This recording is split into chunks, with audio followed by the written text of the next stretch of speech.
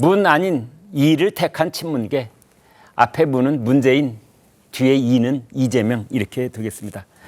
친명계 최대 세력으로 부상한 이제 더민주 혁신회의 현역 의원을 31명이나 배출했다는 거 아닙니까?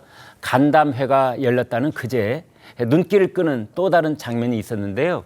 문재인 정부 때 그 문재인 청와대 출신 인사들이 엇갈린 선택을 했다. 뭐 이런 얘기가 지금 나오고 있는데 최 기자한테 들어보겠습니다. 네, 이 문재인 청와대 출신 그 민주당 22대 국회 당선인들과 뭐 현재 현역이면서 22대 국회 당선된 분들 네. 다 같이 이제 평산마을을 찾았다고 하는데요. 공교롭게도 같은 날 같은 시간대였습니다. 한 10여 명 정도 됐다고 하는데 뭐 따져보면 지금 당내에 그 문재인 청와대 출신으로 22대 국회 당선된 인사들이 한 40~50명 정도 된다고 해요. 네. 원래 한 60여 명 정도 출마를 했다가 최대 한 50명 정도로 추산이 되는데 그중에 일부는 대장동 변호사를 했던 분들도 있고요. 말씀드린 대로 더민주 혁신회의라는 소위 지금 당내 주류계파라고 구분이 되고 있는 친이재명계 출신의 이제 소속의 당선인들도 있습니다. 네. 일정이 겹치다 보니까 이 중에 일부는 평산마을 일정을 소화하지 않고 더민주 혁신회의가 주최하는 만찬 일정에 참석했다 이런 건데요. 면면을 살펴보면 김기표 당선인, 그러니까 전 문재인 청와대에서 반부패 비서관을 지냈던 인물이 대장동 변호사 역할을 하면서 친명계 인물이 됐는데 그 김기표 당선인도 이재명 대표를 택했고요. 또 윤종군 당선인, 권양엽 당선인, 최연일 당선인 이런 분들이 평산마을 대신 더민주 혁신회의 만찬에 갔다 이런 내용이 알려진 겁니다.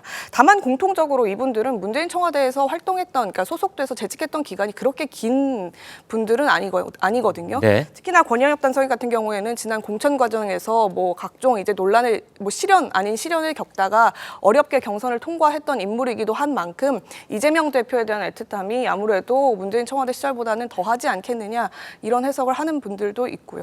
근데 그분들 입장에서 생각해 본다면 일정이 원래 겹쳐 있었던 것입니까? 아니면 나중에 뭐 변화가 있었던 겁니까? 원래는 이 자리가 그 오찬으로 예정이 돼 있었던 자리입니다. 더민주 혁신회의 간담 이재명 대표의 자리가. 네, 더민주 혁신회의 간담회가 그날 오전에 성대하게 있었고요. 네. 그리고 점심을 원래 먹을 예정이었는데 영수회담 일정이 갑자기 월요일로 잡히게 되면서 이재명 대표가 오찬엔 참석할 수 없고 대신 만찬을 해달라 이런 요청이 있는 바람에 네. 만찬으로 일정이 바뀌었다고 합니다. 실제로 이재명 대표도 영수회담 직후에 뭐 기자회견에 직접 참석하지 않고 그 대신 이 더민주 혁신회의 만찬 일정에 참석을 해서 영수회담에서 무슨 일이 있었는지 뭐 의원들한테 소회를 밝히기도 하고 사적으로 이런 일이 있었거든요.